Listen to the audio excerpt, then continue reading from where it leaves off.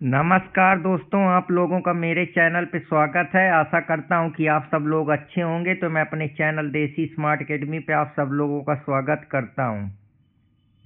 तो आज की जो हमारी फिलॉसफी की टॉपिक है वो वेस्टर्न फिलासफर सोरेन किरकेगार्ड की जो पूरी आइडियोलॉजी है उसको मैं बताऊंगा। हम लोग अपने ज़िंदगी में देखते हैं, हम सिर्फ फिलासफी को इस वजह से नहीं पढ़ते हैं कि फिलासफी हमको सिर्फ हमने उनकी ज़िंदगी पढ़ ली, कैसे हम उसको अपनी ज़िंदगी में उन चीज़ों को देखते हुए अनुभव ले सकते हैं और अप्लाई कर सकते हैं। तो आज इसी कड़ी में मैं फिलासफर सोरेन किरकेगार्ड के बारे में बताऊंगा। कैसा एक फिलासफर है जो पूरे सिस्टम को चैलेंज करता है, पूरी क्राउड मेंटालिटी को चैलेंज करता है और कहता है कि तुम जो भीड़ का हिस्सा बनना चाहते हो असली में उस भीड़ में कुछ है ही नहीं। तुम कभी जीवन में जो है अपनी चॉइसों से कभी फुलफिल होते ही नहीं हो। तुम्हारी चॉइस हमेशा बढ़ती रहती हैं।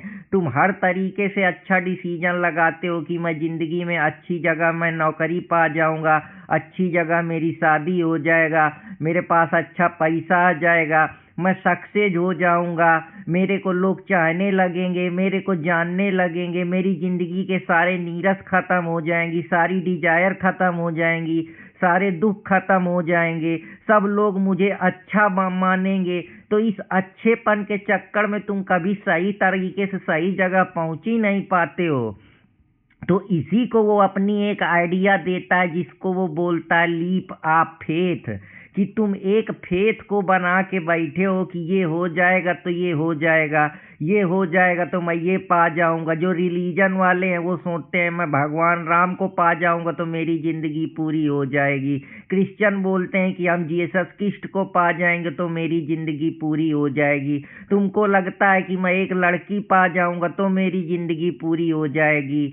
जो बड़े बड़े पावर वाले हैं वो सोचते हैं मैं पैसा पा जाऊंगा तो मेरी जिंदगी पूरी हो जाएगी, मैं जज बन जाऊंगा तो मेरी जिंदगी पूरी हो जाएगी, मैं आईएएस बन जाऊंगा तो मेरी जिंदगी पूरी हो जाएगी, मैं इंटरप्रेन्योर बन जाऊंगा तो मेरी जिंदगी पूरी हो जाएगी। पर एक्चुअली वो कभी पूरी होती ही नहीं है, क्योंकि तुम उस जिस डाउट को लेके बैठे हो वो डाउट का कहीं अंत ही नहीं होता है। जैसे ही तुम डाउट बनाते हो तुम्हारा दिमाग फिर से कोई नई चॉइस जनरेट कर देता है। तो ये चॉइस इस वजह से जनरेट होती है क्योंकि जो तुम्हारी इच्छाएं हैं वो अनंत हैं। डिजायर की वजह से ही तुम जो है लास्ट में भ्रम में जीने रखते हो कि यार ये तो कभी पूरा ही नहीं होगा, क्योंकि तुम्हारे दिमाग की ये साइकोलॉजी है कि उसको कुछ नया चाहिए। वो अपनी रिस्पॉन्सिबिलिटी जो फुल मिल जाती है उसको फुलफिल करने के बाद फिर नई चॉइस बना लेता है। इसी चॉइस को साइकोलॉजी की भाषा में डिफ्यूजन ऑफ रिस्पॉन्सिबिलिटी बोलते हैं। तो अब हम सोरेन किरकेगार्ड की एक एक परतों को खोलेंगे कि उन्होंने जिंदगी के बारे में क्या कहा। जैसे तुम मरने वाले हो तो तुमको मरने का डर नहीं लग रहा है, तुमको ये डर लग रहा है कि यार मैं जो मर जाऊंगा तो इसके बाद क्या होगा। मरने का डर नहीं है कि ये मरने के बाद मेरी अगली चॉइस क्या होगी, इसका डर तुमको खाए है। जिसको एडिंगर कहता है कि जिंदगी में ऐसा कुछ है ही नहीं है जिसको तुम बहुत बड़ा मान लो। तुमको मरने का डर है कि तुम हो इसलिए तुम डरे हो, तुम्हारा अस्तित्व है इस वजह से डरे हो। और उस अस्तित्व के बाद तुमको एक नई चॉइस है कि इस अस्तित्व के बाद मेरा क्या होगा। इसीलिए वो कहता है सोरेन किरकेगार्ड की व्हाट वी आर, तुम क्या हो। तुम इस सोसाइटी ने तुमको जो सेल्फ पहना दिया है, हीगल के जो डायलेक्ट ऑफ सेल्फ की मैं बात किया था कि व्हाट वी आर, तुम कौन हो और तुम क्या बनना चाहते हो। ये जो मैं हूँ होने के बीच में जो हो और क्या होना चाहते हो इसी में तुम पूरी जिंदगी द्वंद करते रहते हो। कुछ नया जानने का जब प्रयास करते हो वो भी जान लेते हो तो वो भी कभी पूरा नहीं होता है। इसीलिए एक और थिंकर है प्यूरो फिरूसी की, वो कहता है कि तुम्हारा जिंदगी जो पूरा है हमेशा आइडिया और इल्यूजन पे ही बेस्ड रहता है। तुम एक पा जाते हो तो दूसरा तुमको वो करने लगता है। प्रैक्टिकल सोच वाले ये सोचते हैं कि ये दुनिया किसने बनाई, इसीलिए वो उनको क्रिएटर बताता है। जो हर चीज पे घुसना चाहते हैं, जिंदगी का अनुभव करना चाहते हैं, उनको वो डायनामिक टाइप बताता है, उनको वो हीरो की कैटेगरी में रखता है। जो अपने सेंसेस से कभी खुशी नहीं होते, भ्रम में जीते रहते हैं, उनके सेंसेस उनको धोखा दे देते हैं, सांप को, रस्सी को सांप समझ लेते हैं, या कोई और जो होता है उनका भ्रम हो जाता है, या वो रियलिटी को समझ ही नहीं पाते हैं। एक कह देता है बाजा बाजी तो उनको लग रहा है बाजा बाजी, पर ये नहीं समझते कि वो बाजा क्यों बाज रहा है। हो सकता है शादी हो सकता है आज उसका एंजॉय करने का मन हो, जिसको फेनोमेनोलॉजी बोलते हैं जो फिलासफर हैं। तो ये हमारी जिंदगी में हम जिसको बड़ा मानते हैं एक्चुअली में वो बड़ी हैं भी या सिर्फ हमारी सोच है। जो विजनरी होते हैं वो डेडिकेटेड टाइप जीते हैं कि ये मेरा विजन है, मेरे को ये पाना है, लेकिन जब पा भी जाते हैं तब भी जो है उससे कहते हैं कि ये मेरा नहीं है। उनको ये डर रहता है कि अब मैं कौन नई सी चॉइस बनाऊं जब सारी चॉइसें मेरी फुलफिल हो गई। तो तुम्हारा अंत कभी होना ही नहीं है, तुम इसी लूप में जियोगे और कुछ पाओगे नहीं जो तुमको लगता है कि ये बहुत बड़ा है।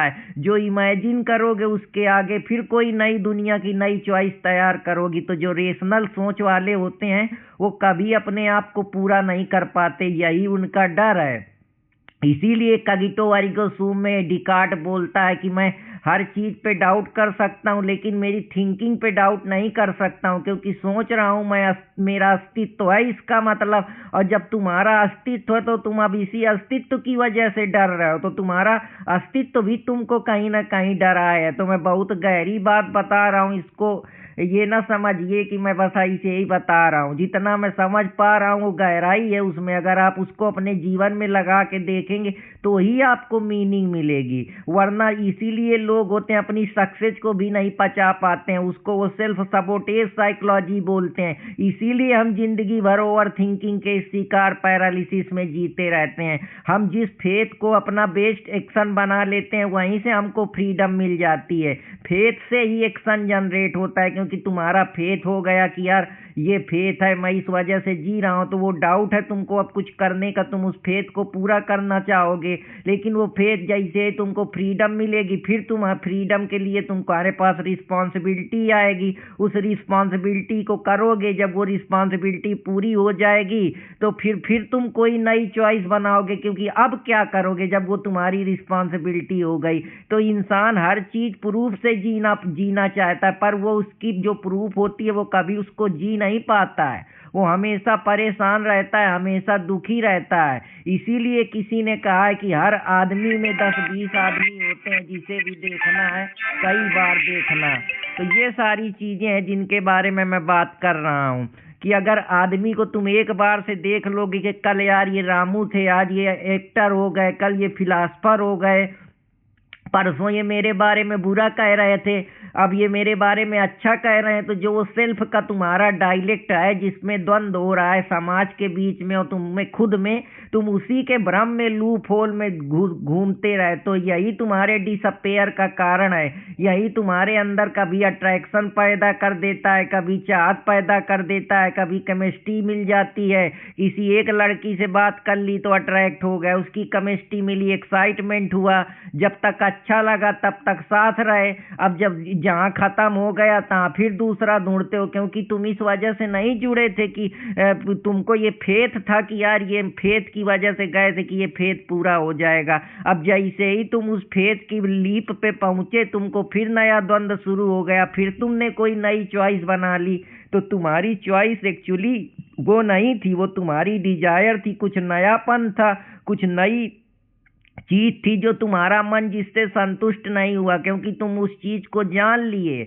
अट्रैक्शन हमको तभी तक लगता है जब तक हम उस चीज को देखते हैं, समझते हैं, उसके प्रति हमारा अट्रैक्शन इसी वजह से क्योंकि हम उसमें उसको कंट्रोल करना चाहते हैं, उसके अटेंशन में जाना चाहते हैं। इसलिए एस्थेटिक लव मतलब ये है कि हम सोचते हैं यार इसमें ऐसा क्या है। इसीलिए लूप होल, जब हमारे पास 1000 ऑप्शन होते हैं तो हम हर ऑप्शन को ट्राई करने का सोचते हैं, लेकिन ट्राई करने के बाद भी हम कभी संतुष्ट नहीं होते हैं, क्योंकि हमारे मन में फिर कोई नई चाहत पैदा हो जाती है। तो हम एक जो लीफ बनाए कि ये फेथ मेरा सही है, वो फेथ कभी पूरा ही नहीं होता है। इसीलिए जो है वो आदमी कभी अपनी डिजायर से, अपनी सेक्सुअल चाहत से बाहर नहीं निकल पाता है। वो हमेशा इसी भ्रम में लगा रहता है, इसी को प्लीजर के, चाहे बोल लो, चाहे केमिस्ट्री बोल लो, चाहे एक्साइटमेंट। अब एक्साइटमेंट खत्म हो गया, अब क्या करोगे? फिर कोई नई चॉइस बनाओगे। जब नई चॉइस बनाओगे फिर कहीं जाओगे, फिर जब वो चाहत खत्म हो जाएगी फिर तुमको नीरसपन आ जाएगा। तो ये कभी पूरा होगा? इसी ड्यूटी, इसी कमिटमेंट, इसी रोल पे तुम समाज के अपने कि मैं ये बन जाऊं, मैं ये हो जाऊं, तुम कुछ नहीं होता। तुम्हारा तुमको कुछ होना है, जो तुम हो कि तुम सिर्फ हो बस। ये मान लो कि मैं हूं, इसके अलावा तुम कुछ नहीं हो। जैसा मार्टिन हेडिंगर बोलता है कि डेथ से बड़ी यहाँ कोई सच्चाई नहीं है। डेथ के लिए ही तुम लड़ रहे हो, काम कर रहे हो, अपना पद प्रतिष्ठा मान सम्मान बढ़ा रहे हो कि मरने से पहले लोग मुझे जान जाएं, मुझे प्यार कर लें, मुझे अच्छा समझ लें, मेरी चॉइस को सम्मान करें। पर वो सम्मान कभी होएगा नहीं, तुम उसको मानोगे नहीं, क्योंकि तुम्हारी जिस चॉइस को तुम माने थे अब वो नीरस होने लगी। इसीलिए हम जिस काम को एक बार रोज करते हैं, रोज रिस्पॉन्सिबिलिटी के तरीके करते हैं, वो हमको नीरस लगने लगती है। तुमको लगता है कि फलाने टीचर पढ़ा रहे तो उनकी जिंदगी बहुत बढ़िया है, पॉलिटिशियन पढ़ा रहा है, बता रहा है तो बहुत अच्छा है, सिंगर गा रहा है तो बहुत अच्छा है, पर उनसे पूछो रोज वही काम काम करके उनके अंदर भी नीरस पर बोर्डम आ गया। इसीलिए वो नए एक्साइटमेंट की तरफ जाते हैं। और एक्साइटमेंट हमको इन्हीं सब चीज़ों से मिलती है कि हम कुछ जो हमारे दिल को थोड़ी देर के लिए खुशी दे, क्योंकि अब तुम जब बार बार काम करोगे तो तुम नीरसपन महसूस करोगे। फिर कोई नई डिजायर, तो वो डिजायर है जो तुम्हारी एक्साइटमेंट बढ़ाए है, तुम नहीं हो। वो तुमको लगता है कि तुम कर रहे हो, एक्चुअली में वो नेचर का धोखा है जो तुमसे ये स्पेसीज को करवाना चाह रही, जिससे ये सोसाइटी, ये समाज चलता रहे। वरना नहीं, अगर तुम ये सब नहीं करोगे तो तुम्हारी प्रजाति ही खत्म हो जाएगी। तुमको ये लगेगा कि तुमने अपने जिंदगी में क्या करा, इस मृत्यु के डर से कि यार मैं ना रहूं तो मेरे घर वालों को जाने, मेरे लड़के को जाने, मेरे बच्चे को जाने,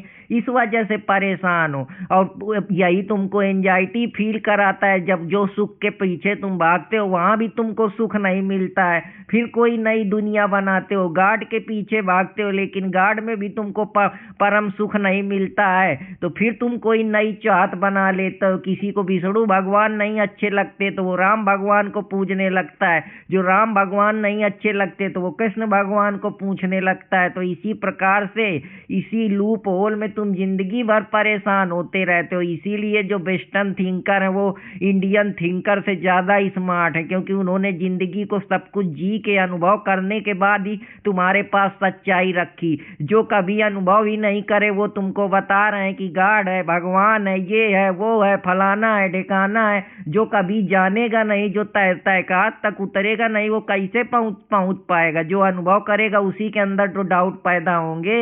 जब तुम वहां तक पहुंचोगे तभी तक तो तुमको मालूम चलेगा। अब अगर तुम वहां गए ही नहीं हो और तुम वहां तक पहुंचे नहीं तो तुम कैसे डाउट को बता दोगे कि ये चीज ऐसी है? तो इसी वजह से हम इस एंजाइटी, हमको इस बात की नहीं है, एंजाइटी हमारे फ्रीडम की है कि अब हमको आजाद कर दिया गया है, वो चॉइस हमको मिल गई है। अब हम उस चॉइस को पूरी करने के बाद फिर हमारे अंदर नीरसपन आएगा, फिर हम कोई नई चॉइस बनाएंगे, फिर हम उसको पाएंगे, फिर कोई नई चॉइस बनाएंगे, फिर पाएंगे, फिर कोई नई चॉइस बनाएंगे। इसी डर में, इसी लीप के चक्कर में, इसी लोप होल में हम जिंदगी भर इन्वेस्ट करते रहेंगे। और जब तब तक इन्वेस्ट करेंगे जब तक हमारी सांसें चलेंगी, कि जब तक हमारी थिंकिंग चलेगी तब तक हमारी डिजायर रहेगी। जहां हमारी थिंकिंग खत्म तहां हमारी डिजायर खत्म। पड़े तुम यही हो। इसीलिए जब आदमी की लाश होती है या उसको चीता लगाई जाती है तो ना वो सोच सकता है, टाइम थम जाता है उसके लिए सब एक लगने लगता है, क्योंकि तुम जो देख रहे हो अलग अलग दिमाग बना रहे हो। तो तुम्हारी सब बुद्धि ही से रहा है। जब तुम्हारी बुद्धि को कोई खत्म कर दे तो तुमको तो ये दुनिया जैसी चल रही है थम सी जाएगी, अंधेरा सा छा जाएगा। इसीलिए जो बीज होता है वो अंधेरे से ही फूट के जो है प्रकाश करता है। तो पहले अपने अंधेरे को समझो, जो तुम्हारे अंदर चाहत हैं, इच्छाएं हैं, डिजायर हैं, कल्पनाएं हैं, जो भी समस्याओं से जूझ रहे हो। इसीलिए कार्ल जंग कहता है कि तुम्हारी एक साइड तुम अपने सेल्फ की जानते हो, जो अंदर घुसी हुई अंधेरे की परत है उसको भी पहचानो। इसी को आप सोरेन की गार्ड की थिंकिंग से भी मैच कर सकते हैं कि वो गैप जो तुमको बचा है, जो बार बार वो गैप क्या है, वो चॉइस है। कूदना चॉइस नहीं है बिना ब्रिज में देखे, गिरने की जिम्मेदारी लेते हुए कि अब मैं कहाँ जाऊंगा, वो तुमको परेशान करता है। जैसे मॉडर्न डेटिंग में आजकल लोग दूल्हा दुल्हन की खोज में है कि ये स्वीप कर लूंगा तो सुख मिल जाएगा, उसमें पहुंच जाऊंगा, कमिटमेंट करेंगे। जहां कमिटमेंट बाद वो हो गया फिर उनको नई एंजाइटी घेर लेती है, तो उनका कमिटमेंट कभी पूरा ही नहीं होता। इसीलिए जहां ज्यादा ऑप्शन होते हैं वहां हम फेस कम कर पाते हैं, क्योंकि हम किस में फेथ करें। हमारे पास बहुत सारी चीजें हैं, उसको पाएंगे तो वो छूट जाएगा। इसीलिए लोग कहते हैं कि जिसको ज्यादा पकड़ो वो आदमी छूट ही जाता है, इसलिए किसी को पकड़ो ना। इसीलिए जो होता है वो लव जो है वो जिंदगी भर जो गहरा प्रेम करता है वो टिका रहता है, लेकिन शादियां नहीं टिक पाती हैं, क्योंकि तुम जिसको पकड़ के अपनी कंट्रोल में लेना चाहते हो, अपनी रिस्पॉन्सिबिलिटी मानते हो, वो रिस्पॉन्सिबिलिटी तुम कितने दिन पूरी करोगे। फिर कोई नई चॉइस बना लोगे, तो जहां ऑप्शन कम होंगे वहां रिस्क ज्यादा होगा। अब मान लो कि तुम्हारा, इसीलिए जब आदमी सब जगह से हार जाता है तब जानता है कि अब मेरी कोई मदद नहीं करेगा, तब वो एक्चुअली अपने जीवन में जो करना चाहता है अपने अस्तित्व की लड़ाई लड़ता है। इसीलिए ये गहरी बात है।